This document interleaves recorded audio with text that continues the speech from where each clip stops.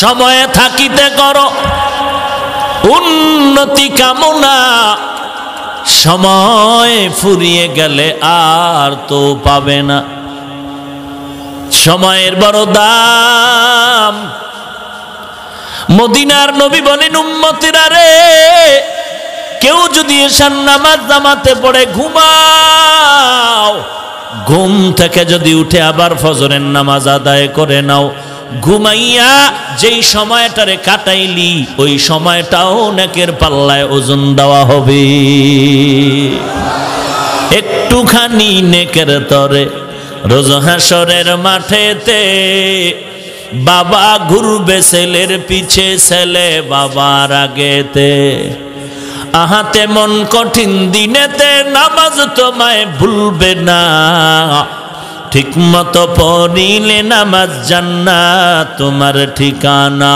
ঘুমের চেয়ে নামাজ ভালো আর তুমি ঘুমাইও না, ঠিক মতো পড়িলে নামাজ জান্নাত তোমার ঠিকানা। খারাপ লাগেনি? ভালোই লাগে। ফজরে উঠতে ভালো লাগেনি? আমার প্রাণের ভাই বোনেরা, জলদি করে উঠে যাও, ওযু করে তাড়াতাড়ি নামাজ পড়তে লেগে যাও। আহা নবী বেনামাজির শাফাআত করিবেন না, ঠিক মতো পড়িলে নামাজ জান্নাত তোমার ঠিকানা। ঘুমের চেয়ে নামাজ ভালো আর তুমি ঘুমাইও না, ঠিক মতো পড়িলে নামাজ জান্নাত তোমার ঠিকানা। ঠিক মতো নামাজ মানে সপ্তাহে একদিন শুক্রবার জুমা, তাহলে বছরে 2 বার। তা কেমনে? হ্যাঁ, 5 ওয়াক্ত। সপ্তাহে কয় দিন? একদিন না প্রতিদিন? না পড়লে মাঝে মাঝে সমস্যা নাই তো? আপনাদের তো নাই, আছে তো পড়েন না কেন? জুমার নামাজে মসজিদ ভর্তি, রাস্তাঘাট বোঝাই। ফজরের নামাজে মুসল্লির খবর নাই কেন? সবাই আমেরিকার সফরে। হ্যাঁ, এ যুবক, আল্লাহর নবী বলেন, এশার নামাজ পড়ে ঘুমাইছো, আবার যদি ফজরের নামাজ উঠে সময় মতো আদায় করতে পারো, ঘুমাইয়া যেই সময় কাটাইলি ওই সময়টা অনেকের পাল্লায় দেওয়া হবে। এমন সুন্দর সুযোগ আমার নবীর মোহাব্বতে পাইলি, উম্মত গ্রহণ করলি না। এই সুযোগ অন্য নবীর উম্মতেরা পায় নাই। আদম আলাইহিস সালাম আল্লাহর দরবারে আরজি পেশ করেন, দুঃখ করেন, আমি আদম একজন নবী, আর মুহাম্মদ নবীর উম্মতেরা আমার থেকেও বড় দামি হবে। কেমন দামি হবে? আমি আদম নবী হইয়া একটা ভুল করেছি, মার্জিত ভুল নাকি অমার্জিত? মার্জিত ভুল করেছি, যেটা আল্লাহর কাছে ভুল না, আমি মনে করি ভুল। আমি আদম একটা ভুল করেছি, আর উম্মতে মুহাম্মদীও ভুল করবে। ব্যবধানটা কেমন হবে? আমি আদম নবী হইয়াও একটা ভুলের কারণে আমার জান্নাতি পোশাক পরে গেল, উলঙ্গ হয়ে গেলাম।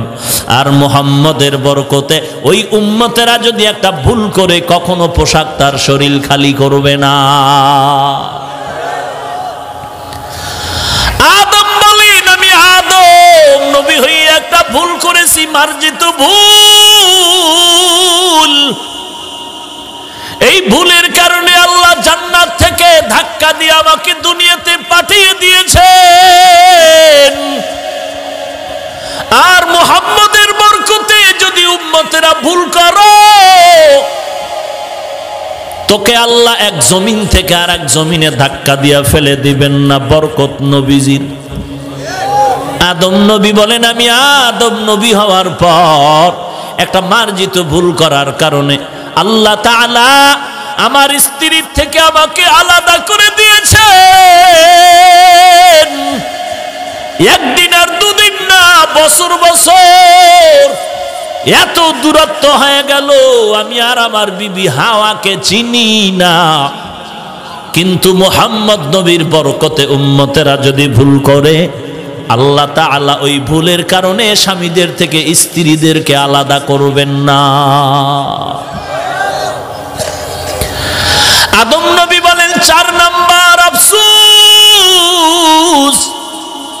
আমি আদম নবী হওয়ার পরেও মার্জিত ভুল করার কারণে বছর বছর পর্যন্ত আল্লাহর কাছে কান্না করেছে। এরপরও আল্লাহ ক্ষমার জন্য একটা জায়গা নির্ধারণ করে দিলেন, জাবালে রহমত।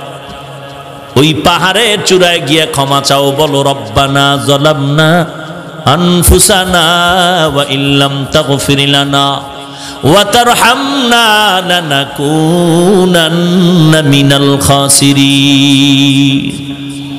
আদম নবী আল্লাহর কাছে ক্ষমা চাইলেন ওই রহমতের পাহাড়ে গিয়ে। আদম বলেন, আদম নামে সর্বপ্রথম তুমি আমায় বানাইয়া তোমার সাথে কাহার নামটা লিখি না রাখিয়া। আল্লাহ বলেন, আমার বন্ধু মুহাম্মদ আমার সাথে জড়িত, যাহার সৃষ্টি না হইলে আসমান জমিন না হইত।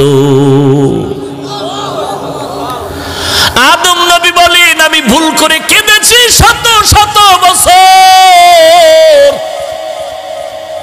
আল্লাহ তাআলা ক্ষমার জন্য নির্ধারিত পাহাড় বানায় দিলেন, ওই পাহাড়ে গিয়া ক্ষমা চাও।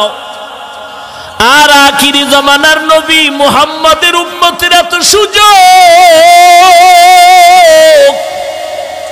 একটা ভুল করার কারণে আল্লাহ একটা নির্ধারিত কোন জায়গায় পাঠায় দিবেন না তওবার জন্য, বরং আল্লাহ আখিরি নবীর বরকতে বলবে, উম্মতেরা যেখানেই তওবা করবি সেখানেই তোর গুনাহ মাআফ।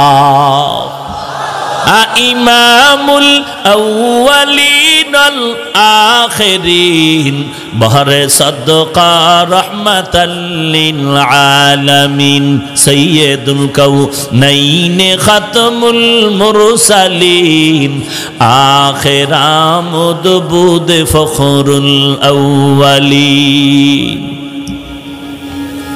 আজকে বেঈমান নবীর কালেমা পড়ে মুসলমান হয়, নবীর আদর্শ দেখি।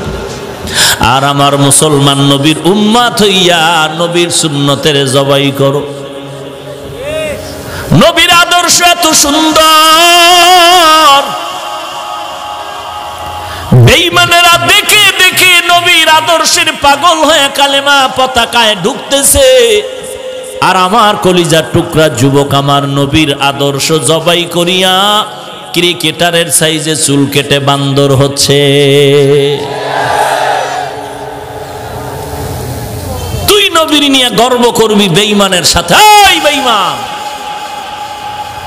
আমরা এমন একজন নবী পেয়েছি, দুনিয়াতে যত আদর্শ দেখেছি সব আদর্শগুলো নাপাক, একমাত্র মদিনার নবীর আদর্শই হলো পাক।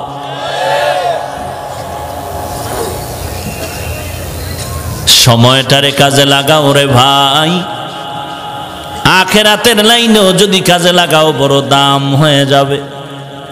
হাকিমুল উম্মত মুজাদ্দিদুল মিল্লাত শাহ আশরাফ আলী থানভী রাহমাতুল্লাহ আলাইহির এত নাম কেন, এত দাম কেন? টাকা বেশি ছিল না?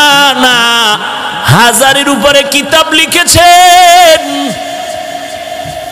আবার দাওয়াতেরও কাজ করেছেন, তাজকিয়ায়ে নফসেরও কাজ করেছেন, দর্স তাদরিসেরও কাজ করেছেন।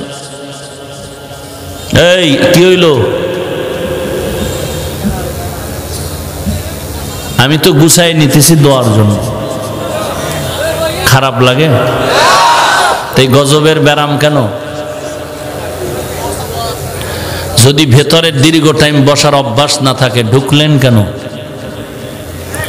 বাহিরে দাঁড়ায় বিড়ি টানতেন আর বয়ান শুনতেন, দেখতামও না, কিছু বলতামও না। আর 5 মিনিট মোনাজাত হয়ে যাবে, কেউ উঠলে এর আগেই হয়ে যাবে।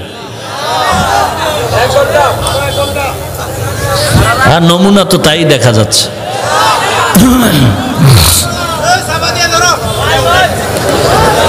আল্লাহ সব ভাইকে কবুল করেন, আরো জোরে বলেন ওয়াল আসর। আসর মানে সময়, সময়ের শপথ। হাকিমুল উম্মত হাজারের উপরে কিতাব লিখেছেন, এত সময় পাইলেন কই? যেই কিতাবগুলো অধ্যয়ন করলে তিনজনের হায়াতের দিয়েও শেষ করা যাবে না। এটা সময়ের বরকত। কেমন সময়ের বরকত! কিতাব লিখতেছেন, কাগজের উপরে কলম ফেলে লিখতেছেন, আজান হয়ে গেল, কলম ছেড়ে নামাজে গেলেন। আল্লাহর বান্দারা তাকায় দেখে কলমটা ঘুমায় না, অটোমেটিক লেখা লিখতেছি। এটা কেমনে হয়, কেমনে হয়, কেমনে হয়? মুরব্বি না থাকলে বুঝানো যাবে না। এটা আল্লাহর কুদরতে এমনে হয়।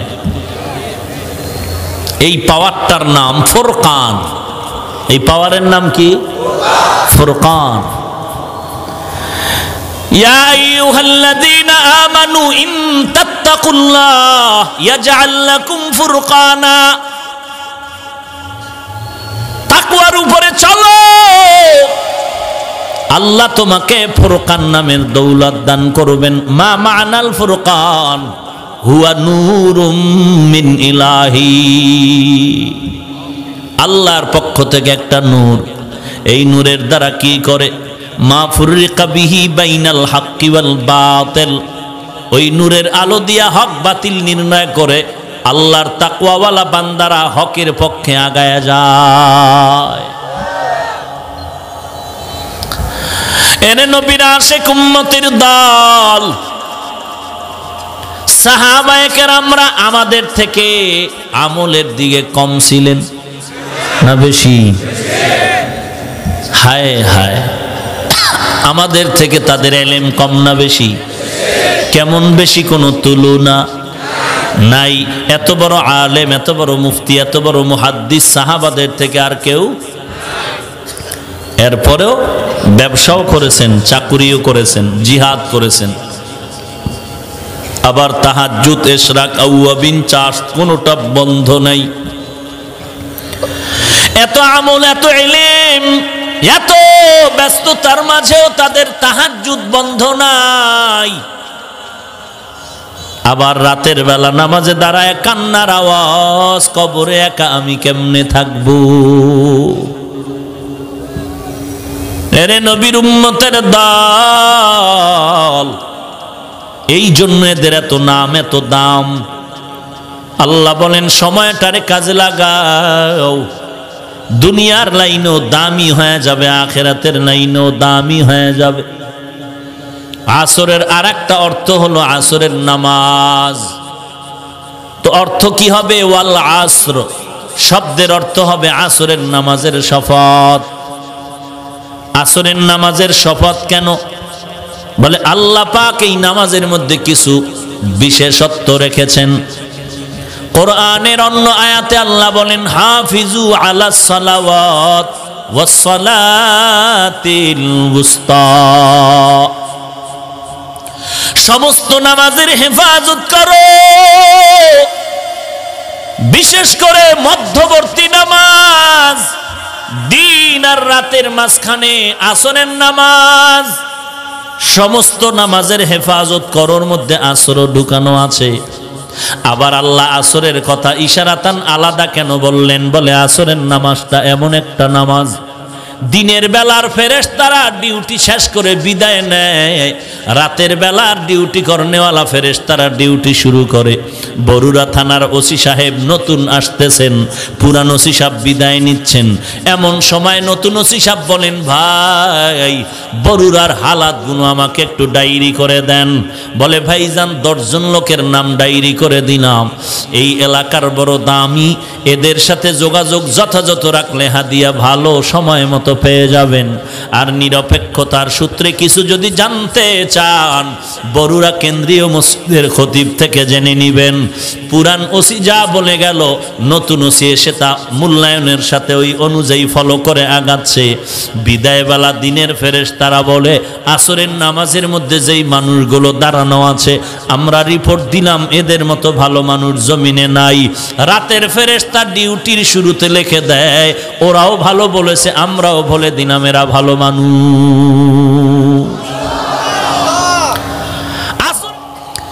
কিসের বয়ান শুনবেন যুবক?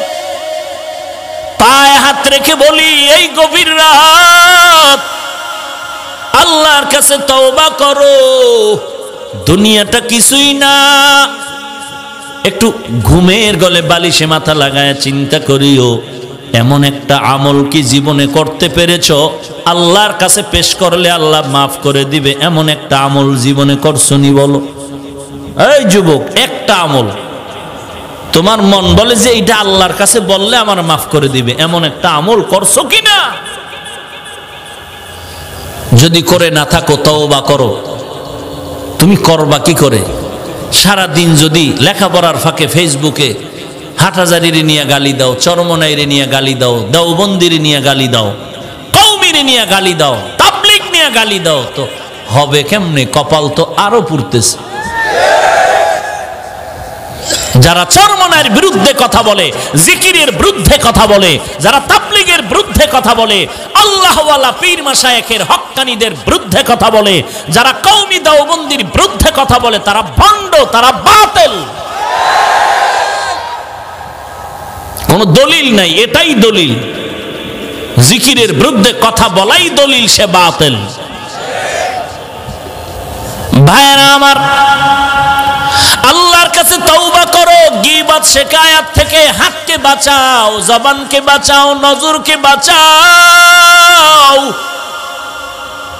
গুনাহ করে করে জীবনটারে নষ্ট করেছো।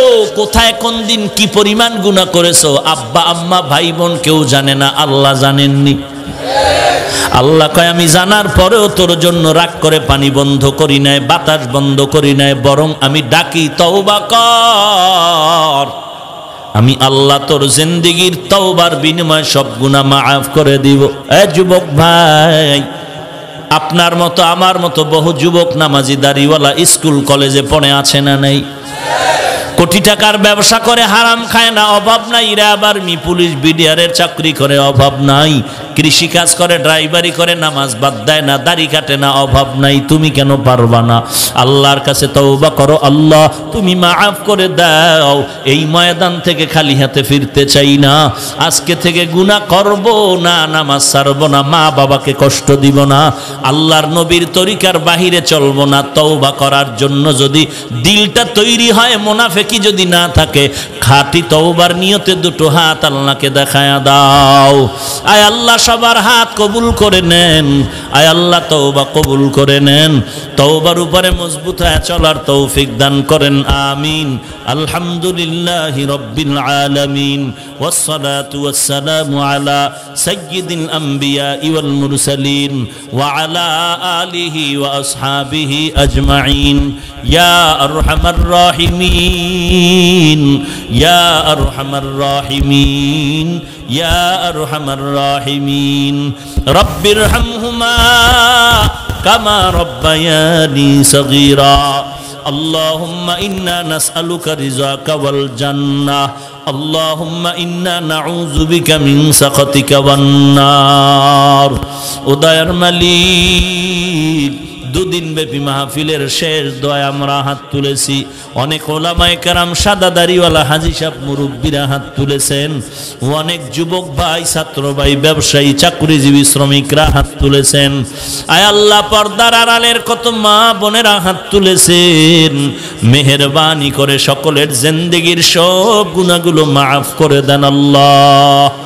মাহফিল আপনি কবুল করে নেন, আয়োজনকারীদের কবুল করে নেন, সহযোগিতাকারীদের কবুল করে নেন, আলোচনার ভুল ত্রুটি ক্ষমা করে দেন।